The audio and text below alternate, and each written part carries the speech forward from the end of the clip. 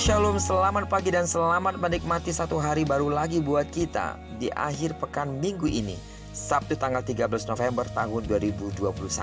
Terpujilah Tuhan kita yang hidup, karena dalam anugerahnya Dia telah memberkati tidur malam kita dan membangunkan kita di hari yang luar biasa ini.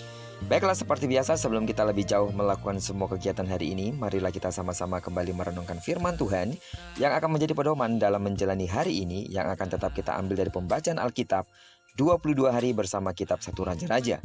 Dan hari ini kita telah berada di hari yang ke-19, maka kita akan membaca kitab 1 Raja-Raja pasal 19 ayat pertama sampai dengan ayat yang ke-21. Judul perenungan kita hari ini, di tengah keputusasaan. Sebagai pengantar renungan kita hari ini, saya akan coba bacakan untuk kita ayatnya yang keempat. Tetapi ia sendiri masuk ke padang gurun sehari perjalanan jauhnya, lalu duduk di bawah pohon sebuah arar. Kemudian ia ingin mati, katanya, "Cukuplah itu. Sekarang ya Tuhan, ambillah nyawaku, sebab aku ini tidak lebih baik daripada nenek moyangku." Saudara tahu kisah tentang Nabi Elia? Nabi Elia adalah salah satu nabi yang dipakai Tuhan secara luar biasa, bukan? Ia pernah berdoa supaya hujan jangan turun, dan hujan pun tidak turun di bumi selama 3 tahun dan 6 bulan. Lalu ia berdoa pula dan langit menurunkan hujan dan bumi pun mengeluarkan buahnya. Juga saat berada di Gunung Karmel, Elia menumpas 450 nabi-nabi Baal. Luar biasa, bukan?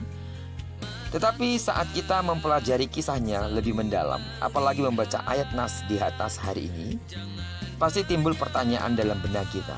Mengapa seorang nabi besar sekaliber Elia kok tiba-tiba menjadi seorang yang rapuh, ingin segera mengakhiri hidupnya, dan seolah-olah tidak memiliki harapan dalam hidupnya? Bagaimanapun juga, Elia adalah manusia biasa. Meski ada pelayannya, yaitu Elisa, yang selalu menemani dia dimanapun ia berada, dan juga ada ribuan orang yang percaya kepada Allah Israel, Elia tetap merasa sendiri. Bukankah terkadang kita juga merasakan hal yang sama? Kita merasa sendirian meski berada di tengah-tengah keluarga, teman, atau kerabat. Kita berpikir tak seorang pun mempedulikan kita. Sidang jemaat Tuhan yang saya kasih dalam nama Tuhan Yesus, menjadi perenungan kita hari ini dari kisah Elia adalah, jika saat ini saudara merasakan hal demikian, segeralah sadar. Lupakah kita akan janji Tuhan?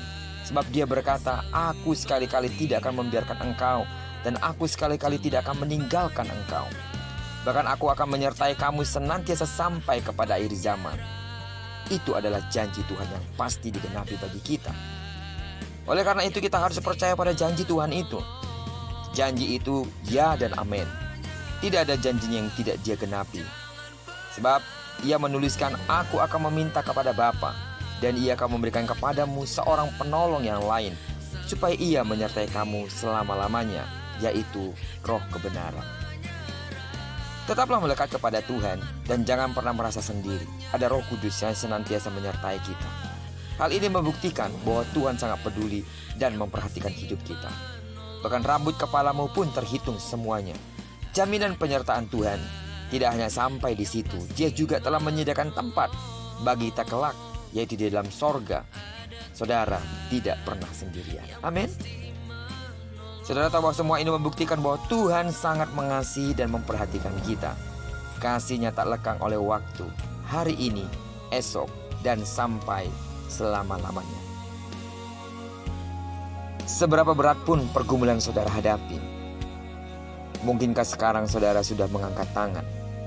Atau saudara merasa tidak ada lagi jalan keluar? Itu hanyalah intimidasi dari iblis. Jangan izinkan itu berada dalam hati dan pikiranmu. Tapi izinkan firman Tuhan yang berbicara kepadamu bahwa janji Tuhan tidak pernah tidak tergenapi. Kalau Dia bicara Dia akan menyertai kita, Dia pasti menyertai. Kalau Dia bicara kita tidak perlu khawatir dan tidak perlu takut, itulah yang akan Tuhan lakukan. Anda tidak perlu takut, Anda tidak perlu khawatir, karena memang Dia pasti menolong saudara. Tangan Tuhan akan selalu terulur bagi setiap orang yang berharap akan kasih dan kekuatannya. Terpujilah nama Tuhan. Kiranya perenungan kita hari ini mengingatkan kita bahwa kita tidak pernah sendiri. Di tengah-tengah situasi yang tidak menentu, di tengah-tengah situasi yang saudara hadapi yang sangat sulit saat ini, percayalah, Dia ada di sana, sedang mengulurkan tangannya untuk menolong saudara. Diberkatilah kita sepanjang hari ini dan digenapi firman yang berjanji bahwa apa yang dikerjakan tangan kanan dan tangan kiri kita dibuat yang berhasil. Amin. Kemanapun kaki kanan kaki kiri kita melangkah sepanjang hari ini, di sana kemuliaan Tuhan akan dinyatakan. Diberkati kita bersama dengan orang-orang yang kita kasihi, serta bersama dengan orang-orang yang kita cintai dimanapun mereka berada. Terpujilah nama Tuhan. Shalom.